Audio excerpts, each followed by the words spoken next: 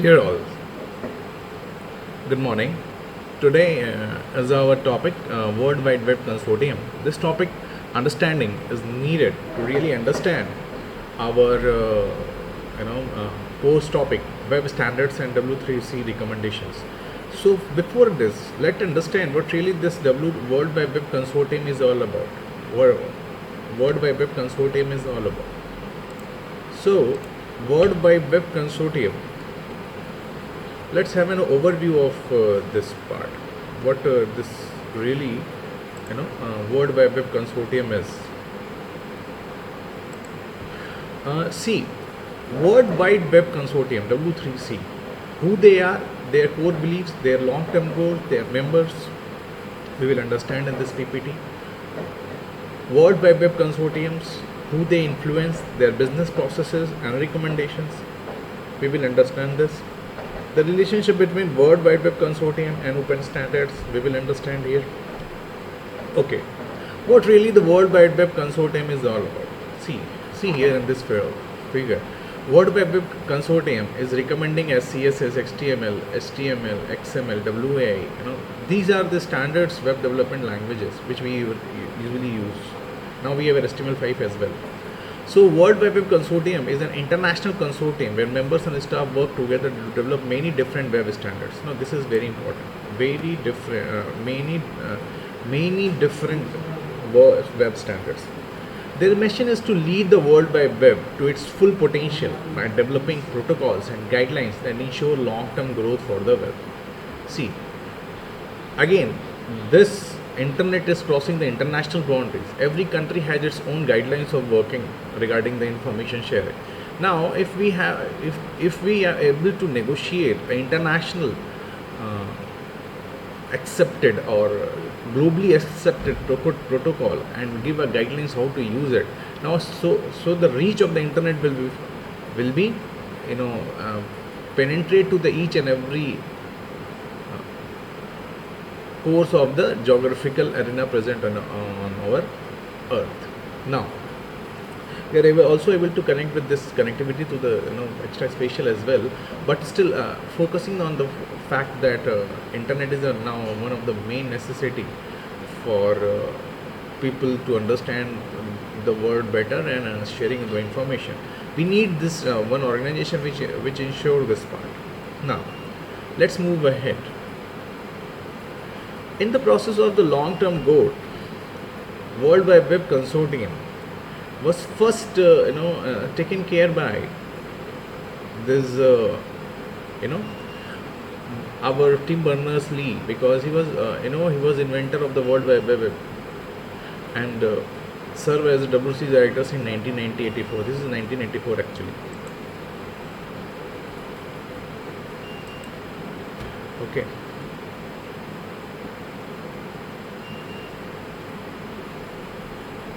W3C members work together to design web technologies that build upon its versatility, giving the world power to enhance communication, to commerce for anyone, anywhere, anytime, using any device. Now this is the main motto what Tim Berners-Lee sir has proposed. W3 members will work together to design web technologies that build upon its versatility, giving world the power of enhanced communication and commerce for anyone, anywhere, anytime, and using any device. Now let's move ahead. World Wide Web Consortium core beliefs. The World Wide Web Consortium core believes that in order for the web to reach its full potential, the most fundamental web technologies must compatible with one another and allow hardware and software users to access the web to work together. One of the main goals is to have a web interoperability. World Wide Web Consortium believes that in order for the web to reach its full potential, the most fundamental web technologies must be compatible with one another and allow any hardware and software users to access the web to work together. Now, so what is the main reason to stabilize this consortium was to enhance the web interoperability. So what are the long-term goals of the web? Long-term the goals of the web is that web is for everyone. Web is for everything. We need to enhance our knowledge base. We need to enhance our trust and confidence. So to make the web available regardless of the hardware, software, language, culture, to make the web access from any kind of devices as simple and convenient as possible. to enhance the knowledge base, enable people to solve problems that would be otherwise too complex to tedious solve. When the group of people emerge for the for a problem solving session, we enhance ourselves. Next and most important thing is trust and confidence, making the accountability, security, confidence, and confidentiality possibility for the all users. Now understand this, okay? These are very viable goals which what the W3C is targeting. First is web for everyone, second is web on everything, third is knowledge base, and fourth is trust and confidence. Who are the web members? Now we have HP, IBM, Intel Inside, Microsoft, Google, and many more companies are the World Wide Web Consortium members. World Wide Web Consortium allows members to lead the web its full potential by allowing them to take leadership roles, promote the image as the innovators, and gain early insight to market trends. So, most influential of all nations in the development and maintenance of the World Wide Web. World Wide Web has no legal authority. That was I'm talking about. This are they can only give a guidelines to the country to enforce. Many of the guidelines is violated by the China. Okay, authority to enforce its recommendations because membership is a voluntary. Members often follow recommendations because it helps set standards for the web, which in turn benefits each other. How W3C influence? W3C has made over 90 recommendations since start 1994. W3C operations are administered by offices in Japan, France, and United States. As many corporations join, W3C recommendations will become the standard for the WWW, thus make it easier for both corporation and public. Now, what are the W3 recommendations are? So, W3C published the Speech Synthesis Markup Language, SSML 1.2, which works on the synthesizing the speech in web interactions. For example, how we pronounce 1/2. So, it could be February 2nd, 1/2 or 1 divided by 2. So these type of standards where ambiguities are there. XML binary optimization packaging, XOP. XML binary optimization packaging provides a standard method for application to include binary data as is along with an XML documents in a package. As a result, application need less space to store the data and less bandwidth to transmit it. And how W3C recommendations helps in the business processes? See, W3C consortium works attempts to standardize the web. Each member contribute to the process with decisions being made through community consensus. Each member has the same decision power no matter what size they are. If a general consensus can't be reached, decisions are made on the majority basis. See, what are the business processes? The W3C has an advisory board which made the guidelines issues such as to make the matter of the conflict.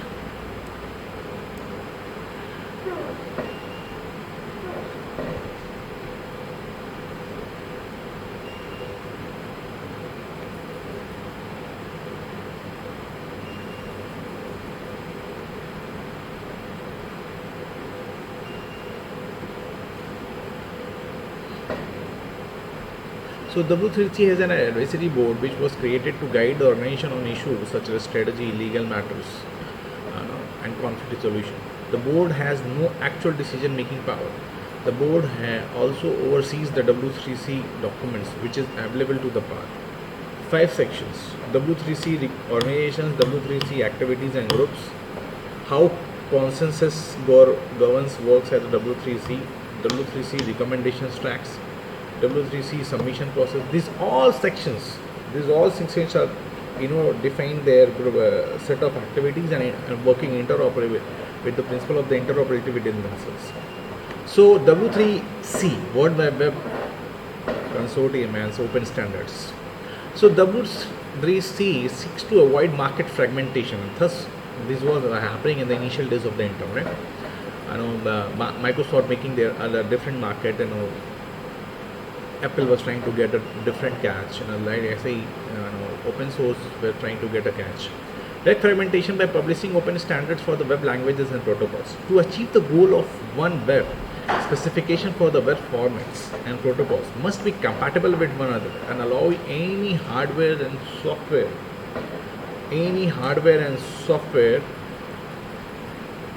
to really understand how it's going to work.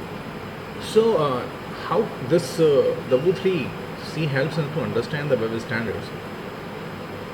W3 helps to set the web standards from which the open source, open standards gets a platform as well in the web market fragmentation. So to achieve the goal now, what is the main problem arises in front of W3C to achieve the goal of one web specification for the web formats. Protocol must be compatible with one another and allow any hardware and software used to access the web to work together. Thus, W3C designs and promotes interoperable open formats and protocols to avoid market fragmentation. So, thus the W3C designs and promotes interoperable open formats and protocols to avoid market fragmentations. Now, what are those guidelines which need to be taken care when we go for the W3C recommendation? First is transparency, second is relevance, third is openness, fourth is impartial consensus based, fifth is availability, sixth is maintenance.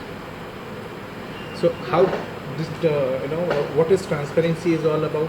Transparency is like a public process with public access to all information. And relevance, what is relevance? Relevance is start with based on due analysis and market needs for all. And what is openness? Anybody can participate, users and developers, industry and research, governments and public. Impartial and consensus based, guaranteed fairness and equal weight for each participants. Availability, free access to standard documents, clear process for translation and IPR rules. Maintenance, testing and revisions, like this. So this is the introduction of the World Wide Web Consortium. Now let's move for this.